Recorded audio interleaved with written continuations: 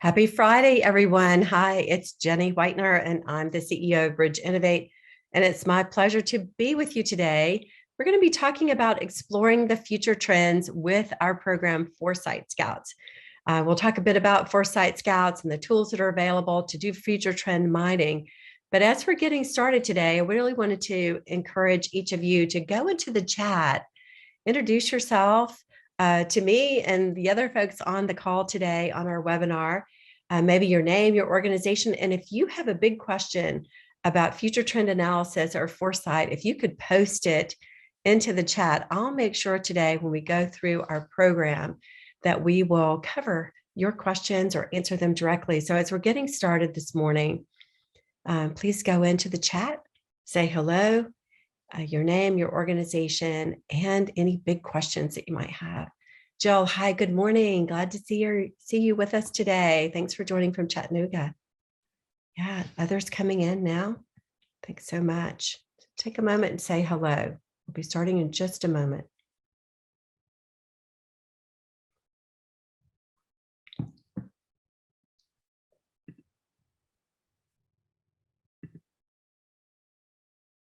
Marty, thanks for being with us. Great that you're here from Atlanta. Welcome. Glad you're here.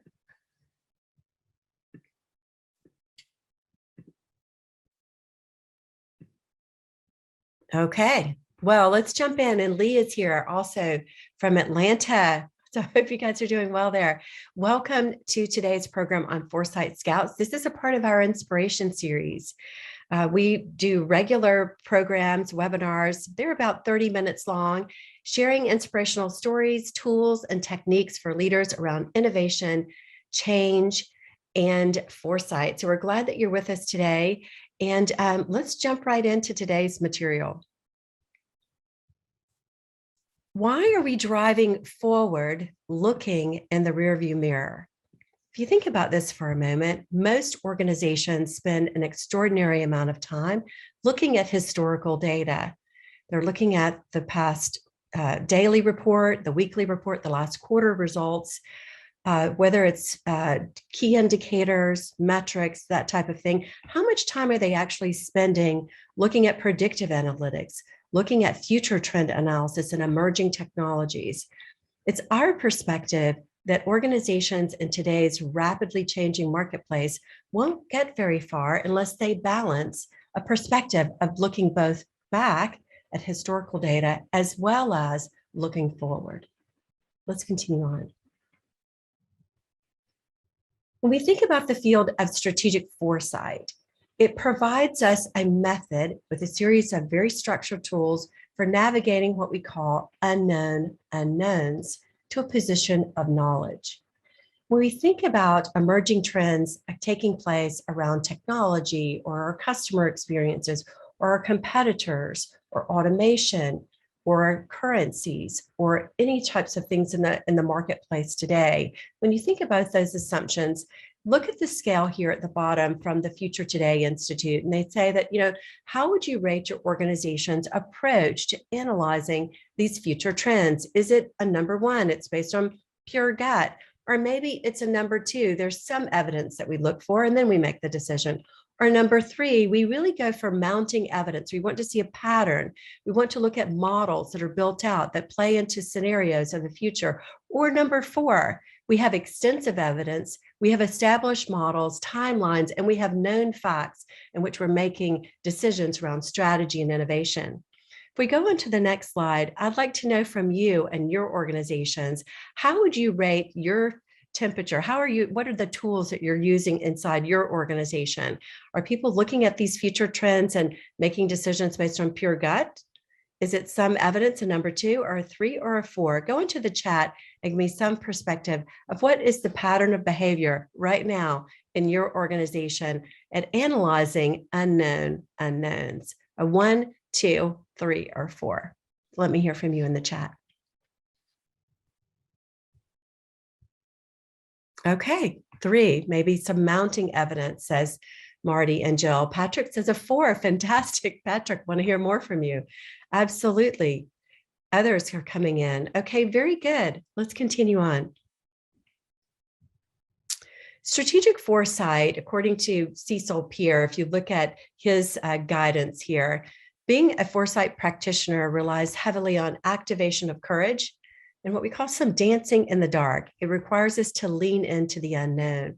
I think many times organizations today refrain from openly exploring future possibilities because they're so wedded to the past, or that's not the way we've always historically done something. But a future practitioner, a foresight practitioner, really has to activate that courage to ask the questions, to explore those unknowns. If we go on, we look at the definition of strategic foresight. It is a planning-oriented discipline, which includes a set of practices and capabilities for anticipating and preparing for the future. It is not a future ball. It's not magic. It's not any of those things. It's an analysis of data and trends with a set of discipline-oriented tools to help us understand those trends and prepare for the future. In fact, the research is in, and organizations that implement this type of robust capability of future trend analysis outperform others who do not. And you'll see that from the studies noted here. Let's continue on.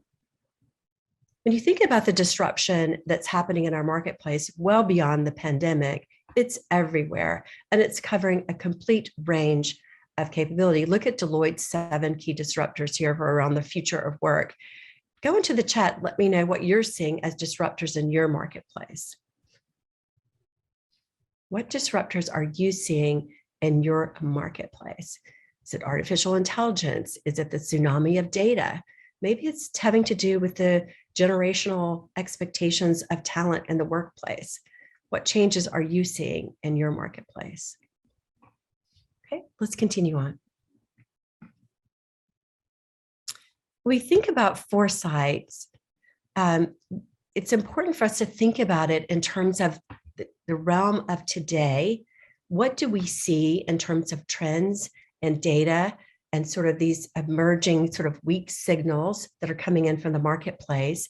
By having a robust approach to mining those and analyzing those trends and those drivers of change, we can go into a phase of looking at alternative futures. We're looking at scenarios, we're looking at foresight briefs, and from that, we're able then to drive a more direct path to a preferred future. And then those preferred future models beginning to impact our strategic plans and our innovation portfolios. In fact, if we go on, you'll see that when we think about strategic foresight, it puts us in the position of pulling the future to us rather than being pushed and constantly reactive to these trends that we didn't anticipate or we hadn't fully explored. So it gives you much better capability in terms of driving to your future state by investing in a foresight capability. Let's continue on. So what trends, again, I'll give you, see some coming in. What trends do you feel have the potential for business disruption today? So I'm seeing Marty talk about advanced analytics. Absolutely, Marty. And agility, the ability to be constantly agile in the marketplace. Any other trends that you're seeing around business disruption you think are important for us to think about today? AI, absolutely. How do we imagine our businesses? How do we imagine our go-to-market strategies enabled by AI? How do we begin to explore those and create those future models? Absolutely. Anything else? Okay, let's continue on. The environmental, absolutely, Jill. Big push on environmental sustainability, new materials, new capabilities we need to be aware of. Let's continue on, Luke. What type of organizations are we seeing investing in strategic foresight? These are some that have it down. If you think about the history of Shell and the work that they've done in scenario planning and scenario scaffolding, all the weak signal analysis that they've done, they are a leader and have been doing this for years. Strategic foresight is not a new discipline. It just happens to be in the forefront today because disruption is an everyday occurrence for most businesses. So these tools that have been in place in most strategy departments or in the strategy field of an academic institution are now becoming mainstream. We need leaders in our organization to not only be proficient at looking back, but looking forward. How do they analyze these trends, and how do they begin to lead their organizations and their divisions in a proactive way to address these emerging trends? Let's continue on. At Bridge, we've developed a program called Foresight Scouts. I have to say that the catalyst for the launching this program actually came when I was doing some coaching with the CEO of a $6 billion manufacturing company. And I was talking to the CEO and I said, what's really keeping you up at night? What are the major things that you're concerned about? And he said, Jenny, I just can't see what's coming. It hits us, and it hits us so fast that we're in a constant state of disruption. And I said, well, we have to find a better way. And we spent 2 years at Bridge Innovate looking at the best and most robust tools from academia and from consultancies around foresight analysis. One of our favorite thought leaders in this space is Amy Webb, professor at NYU. And Amy talks about the myriad of factors and inputs create the constellation of change that becomes our future. We have to look at these trends across multiple spectrums in order to see that constellation and to drive our future design, future strategies. So with all of that analysis, we mobilized Foresight Scouts. Let's continue on. The Foresight Scout program is a 3-phase program. We're about to launch a cohort on our first phase called SCAN. This is a foresight scanning analysis where we put together a cohort. This upcoming cohort is going to be around automation, the acceleration of digital, and AI, pulling together a group of leaders from a cross-section of businesses to explore these trends and to make sense of them, to look at future implications for their own business. And this is where the Foresight Scout program comes into place. The second phases of Foresight Scout helps a organization take that initial trend analysis and begin to focus it in the organization to create future scenario models and designs of strategy and innovation that address a future state with these trends. And phase 3 of the Foresight Scouts program is acting. It's implementing around these future trends analysis. Let's continue on. The upcoming program that we have starting on October the 12th is a lunchtime program. We meet on Tuesdays and Fridays as a cohort and explore future trends. And again, as I said, our focus for this coming cohort is the acceleration of digital, artificial intelligence, and automation. We'll be looking at those trends and making sense of them across a number of different spectrums. We meet from 12:30 to 2 Eastern time and work through this together. You will see the session 1 is really around the foundations of strategic foresight and beginning to look at some of the macro trends around these 3 focal areas that we'll explore. We get into a pestle scan analysis, looking at analyzing the data and information that we see across political, economic, social, technological, legal, and environmental trends. And then we begin to look at that in terms of an impact and uncertainty matrix. And then finally, analyzing those trends with future reels and the creation of foresight briefs. So let's look at this in a little bit more detail so we have a feeling of how the program goes. We start with a focus area. As I said, in October, we'll be looking at the acceleration of digital. There's no doubt in any organization's mind, if you don't have a digital strategy, you're behind already. The focus of automation, when you think about the projection of the level of which automation and robotic capability will begin to influence most organizations in the future and how they'll begin to replace talent in our marketplace or in our organizations. How are we going to respond to that? And then looking at AI and how do we begin to take that magnificent capability and use it effectively in our organizations? Let's continue on. The pestle school tool, if you haven't used one before, it's a pretty common tool in strategy and in terms of foresight analysis. It gives us a way to organize the trends that we're exploring, whether we're looking at future trends around political and emerging data that's happening there, or political analysis, or economic, social, technological, legal, or environmental. It gives us a way to sort and explore the data and the research that we're mining to inform our future foresight brief. Let's continue on. Some of the things that we're beginning to see in some of the Foresight Scout programs that we've done, or some of it's around consumer data, and you're looking at, the fact that The next phase of the data game is upon us, and winning will require a new playbook. How are organizations going to respond? Or look at the biorevolution. 60% of the physical inputs to the global economy could be produced biologically. What are we going to do with that particular technology? How might it affect our businesses? What about the future of work? How we're working now remotely, how teams are adjusting to hybrid working. What do our customers expect in this arena? And look at the sustainability play. Green is here. How are we going to respond to a zero carbon footprint? And what does it mean in terms of emerging technologies there and how we begin to test them and integrate them into our capabilities? Lots of things happening on the transformation front. Let's continue on. When we go through that scanning process, then we take a major trend that we want to explore more fully and put that shift or that change right in the middle of a future wheel. When we do that, we'll take that future wheel. It's a critical thinking kind of tool or template, and look at the first order of consequences around that change. So implementing AI in the talent sphere in your organization, what would be the first order of consequences? Then from those implications, what are the second order of consequences? We want to look at the implications of these changes in a systems type of approach. And this is how we use the future wheel in the Foresight Scouts program. So let's go over and take a look at the digital platform that supports our Foresight Scouts efforts called Sprint Base. I'm going to ask Luke, who's helping me with today's program, to take us to Foresight Scouts. You'll see at the beginning, there's an overall dashboard that shows the entire Foresight Scouts methodology that we'll go through: scope, scan, synthesize, implication analysis, and the creation of foresight briefs. Through this platform, if he scrolls down, you'll be able to see a bit around how the team comes together as a cohort.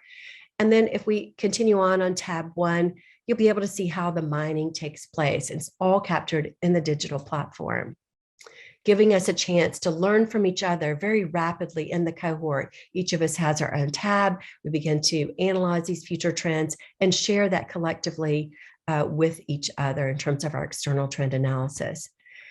Let's go all the way down to tab number 5, and you'll see how the final culmination of foresight comes together with a foresight brief. I'm going to brag a little bit on Megan Prius from Ford Motor Company, who joined us at one of our recent Foresight Scout sprints, and she was looking at talent of the future. You'll see her futures wheel here, her foresight brief, where she analyzed these trends and looked at implications and questions for her organization, and finally, her foresight brief video. So Luke, let's take a look at that and hear from Megan on what she thinks about talent in the future.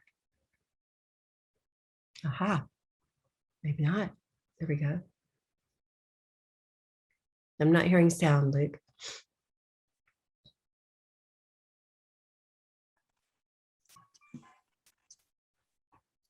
You hear it now? Harry, nope, keep going. Microsoft, Zillow, Twitter, and many more have announced that their employees will be able to work remotely indefinitely. REI has even announced that they are selling their brand new 8-acre campus. Many companies like Ford, Coca-Cola, IBM, and others have announced their employees will be working remotely until 2021 and beyond. Which leaves people wondering, I can work or live anywhere.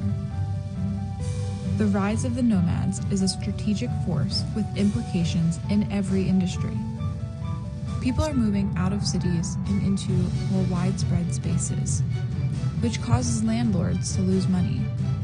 Will this lead to a housing market drop? Will landlords start to sell their property? Will people continue to buy permanent homes, or will there be a rise in mid-term rentals or monthly rentals? Airbnb has now offered monthly rental search options on their website. With less people traveling to work every day, we see a decline in subways and train use. Will this impact the automotive industry? Will there be a rise in people being quick to purchase vehicles, to travel more, to see more? Or will there be a rise in public transportation after the pandemic? The tech industry will continue to boom, with more people expecting high-speed internet and Wi-Fi to go directly in their pocket, connecting all devices as they move from location to location. Smarter, better, faster tech, a more connected world. No longer from personal devices to personal devices, but from public to personal to humans and beyond.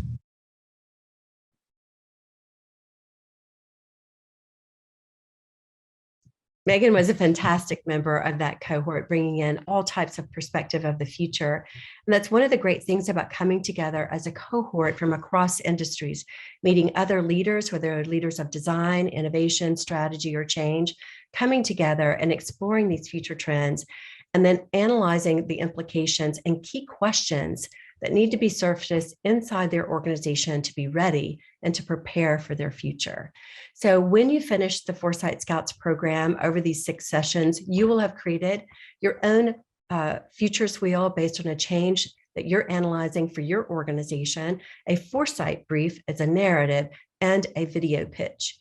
We feel that leaders need to be able to have these types of conversations around these future trends, and we're working hard in the Foresight Scouts program to equip them with tools and approaches and experience in doing that and fostering these conversations every day inside their organizations. Let's continue on, Luke.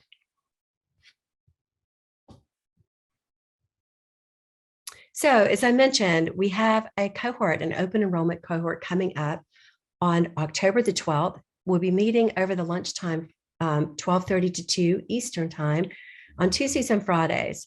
The tuition is $975 per person, and the registration closes actually on October 11th. As you go through the program, you'll see some of the takeaways here.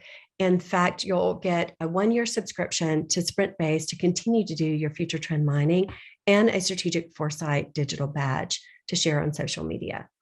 So with that, let's continue on to the last bit. One of the things that it's important for you to know is this is a type of an investment in a new critical thinking capability that you can use in a lot of different ways. We've seen some organizations have their leaders join us just to build personal leadership capability. They want the leader to open up their perspective and their mind on some new future capability. The other things that we've seen organizations do is to launch their own Foresight Scouts program within their company. For example, Shaw Industries, one of our enterprise clients, went through Foresight Scouts and said, we have to have a Foresight analytics team inside our own business. And they put that Foresight Scout, we've helped them to launch that Foresight Scout program along with the Sprint-based digital studio, so they have an internal capability for constantly mining. And that team is now then influencing strategy and innovation work inside the business. The other things that organizations are doing is just going through this process as a team and connecting it right to an innovation project. Oftentimes, people will put together a design effort, but they come out with something rather incremental in an innovation sprint. What if you started with a foresight sprint, looking at these emerging technologies, looking at emerging materials, looking at trends that are important that we should be conscious of before we launch into an innovation sprint? This opens up the mindset of the individual and creates a much bolder outcome. Bridge can help you in a number of ways. Just one is simply join us in the open enrollment program. And then if you'd like to go further to run Foresight Scouts in your own business, we can offer certification. Or maybe you want to have a subscription to the digital studio to continue to mine your foresight analysis, or you may need some coaching, and we're happy to meet you at your point of need. So we had promised in today's program, as you were joining us, that we would provide a scholarship to someone who was joining in our overview program today. So I'm going to ask Luke to get the spinner out and see who is going to be today's winner. All right, so you have to be in attendance. We had about 40 people signed up for the overview today. So let's give it a spin, Luke.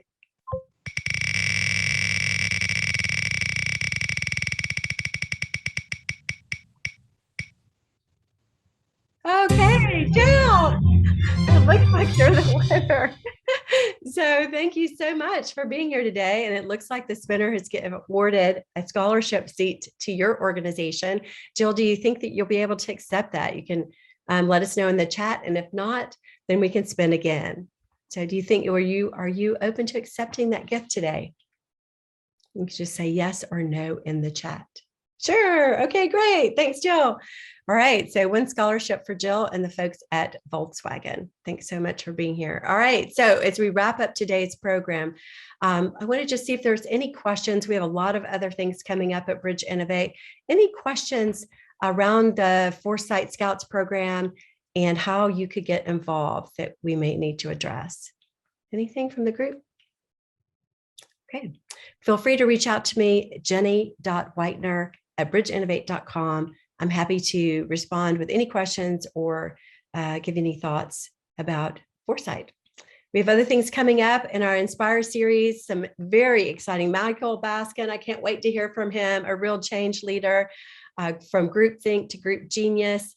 Our colleagues at UTC, where they're mobilizing innovation across research and commercializing it. Lots of fun things happening and stories to be told on our Inspire series. We hope to see you again very soon. Thanks for joining us today. Bye now.